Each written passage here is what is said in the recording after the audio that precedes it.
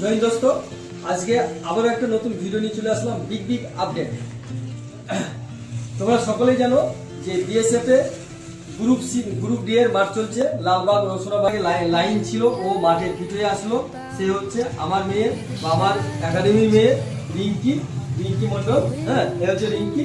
আচ্ছা রিঙ্কি, তোমার মাঠ কোথায় ছিল? লালবাগে। এই হচ্ছে তোমার ফিট সার্টিফিকেট, তাই তো? আচ্ছা, এটা হচ্ছে তোমার ফিট সার্টিফিকেট। আচ্ছা, তুমি কত নম্বর বেচে দৌড়িয়েছিলে আজকে?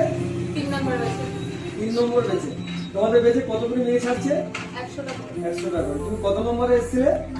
ফার্স্টে ঢুকেছি। একদম ফার্স্টে ঢুকেছো, 1 নম্বরে এসেছো, তাই তো? তোমার টাইম কত লেগেছে? 6:50। হ্যাঁ, 6:50।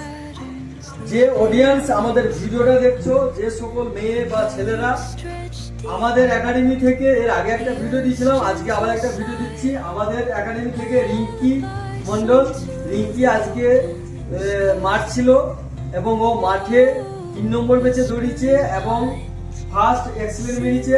এবং তোমার টাইম কত এসেছে? 6:50 টাইম এসেছে।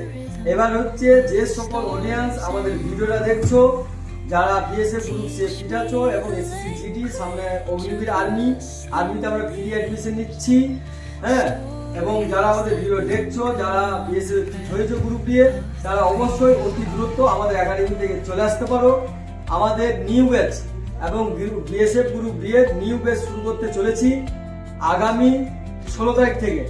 যে সকল অডিয়েন্স আমাদের ভিডিও দেখছো, স্ক্রিনে নাম্বার দেওয়া আছে। আমাদের অডিয়েন্সকে বলছি, তোমরা আমাদের ভিডিওটা দেখে আমাদের একাডেমিতে অবশ্যই অতি দ্রুত অ্যাডমিশন হোক।